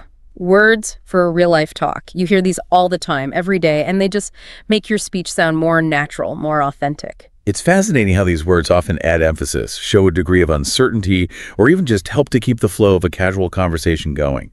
They make language feel more alive and less formal. Really, is first up, it emphasizes something like, this movie is really good. It sort of turns up the volume on what you're saying. Really adds that emotional color. Makes you wonder, are you using these words like really to express yourself fully? Or are you sticking to more neutral language? Similar to really is very, it also makes something stronger, like, I'm very tired today. It intensifies the feeling or the description. While really and very can both make something stronger, you'll notice that native speakers sometimes have a slight preference for one over the other, depending on the word they're using it with. Understanding that they both intensify is a great start for beginners. You'll pick up the nuances as you go. Next we have maybe. This word expresses uncertainty. Maybe I'll go to the park later. It means something could happen, but there's no guarantee. Maybe shows doubt that you're not making a firm commitment, which is normal in everyday talk. It reflects real life, right? Nothing is certain. Then we have also, which adds something to what you just said, like, I love music, I also love dancing. So you include extra information without repeating yourself. It keeps that conversation flowing. You don't have to start a new sentence for each point. It keeps things casual and easy. Now, to can be tricky. It has a couple of common meanings. It can mean in addition, like, she is coming too. Or it can mean too much, like, the soup is too hot. So pay attention to this situation. The pronunciation of to, meaning also, and to, the preposition, is the same. So understanding how it's used in the sentence will help you figure out which meaning is intended. And when to means excessive, it often carries a bit of emotion, like disappointment. Up next is still. This means something is continuing, like he is still sleeping, it's ongoing. Yeah, still is great for showing something hasn't changed. It's been happening and it's still happening. Really helpful when you're describing ongoing situations. And finally, in group 2, we have then. Then tells us what happens next. It helps tell a story, like I ate breakfast, then I went to work, so it puts things in order. It connects events in a story or describes steps in a process. You can use it to talk about what you did, what you will do, or what already happened. And like the source mentioned, these words are so useful when you're telling stories and talking about your day. I completely agree. These words, very, maybe, also too, still then, are the things that make your English sound more natural. Using these words will make you sound less like you're reading from a textbook and more like you're having an actual conversation. That's what we're aiming for. Okay, let's move on to the last group of words. Words for time and feelings. These are key for talking about when things happen and how you feel. These words help us understand the timing of things in our lives, and they help us express how we feel about them. First is now. Now means at this moment. Easy. I'm studying now. Now grounds us in the present moment. It's a fundamental concept in communication. Later means at some point after now. Like, I'll call you later. It's sometime in the future, not specific. Later lets us talk about things we will do without setting a specific time. It's very common for making casual plans or postponing things. Next is soon. Soon means in a short amount of time. Like, dinner is ready soon, so it's going to happen quite soon, sooner than later. It suggests something is about to happen or will occur in the near future. Now let's talk about how often things happen. We have always, meaning all the time, without exception. She always wakes up early. It's consistent. Always means something happens every single time. It's for describing habits and routines, things that are constant. Then there's sometimes, meaning not always or occasionally. Like, I sometimes eat pizza for lunch. It happens, but not regularly. Sometimes tells us that something happens every now and then. And our last word is never. Never means at no time. I never drink soda. It means something does not happen at all. The opposite of always. Like the source said, try using now, later, and always in a sentence about your life. Something like, I'm listening to this deep dive now. I hope to use these new words later today. I always try my best to learn. That's a good one. It's about making these words real for you. All right, we've learned 19 useful words. Now, how about a little practice to really get them down? This is a fun way to see how much you've understood and to test yourself in a relaxed setting. Okay, here's the game. I'll say a sentence with a missing word. You say the correct word out loud. Are you ready to try? Think carefully about the sentence and what word would fit best. All right. Question 1. I'm tired. I will sleep. What word's missing? The answer is so. I'm tired, so I will sleep. That makes sense, right? It explains why you will sleep. Question 2. Do you want tea, coffee? That's or. Do you want tea or coffee? It gives you a choice. Okay, question 3. I ate dinner. I watched TV. The word is then. I ate dinner, then I watched TV. It tells what happened next. Question 4. I eat eggs in the morning. That would be always. I always eat eggs in the morning. It describes a regular habit. Question 5. He is working on his homework. The answer is still. He is still working on his homework. It means he hasn't finished yet. Question 6. I'll come May. I'm busy now. That's later. I'll come later. I'm busy now. It refers to a future time. And question 7. I like music. I like dancing. The missing word is also. I like music. I also like dancing. You're adding a similar idea. Great job if you got those. Even if you didn't, it's totally fine. Learning takes time. You can go back and practice again later. Repetition really helps these words become natural for you. So, quick recap. We explored 19 words that are essential for speaking English more naturally. These aren't complicated words, but they're incredibly useful for everyday communication. Using these words can really help you to express yourself more clearly and speak with more confidence. It makes learning English more fun. Your homework is this. Pick 5 of these words, use them in your own sentences today, and most importantly, say them out loud. You'll get used to how they sound and how they feel when you say them. It helps you go from just knowing the words to actually using them. Keep up the good work with your English. Speak slowly if it helps. Try to speak every day, and please don't give up. You're making progress. Focusing on these basic words is a big step in the right direction. You know, if you liked this deep dive on basic vocabulary, let us know. Maybe we'll even do a very beginner version in the future. Thanks for joining us today on The Deep Dive. We'll see you next time.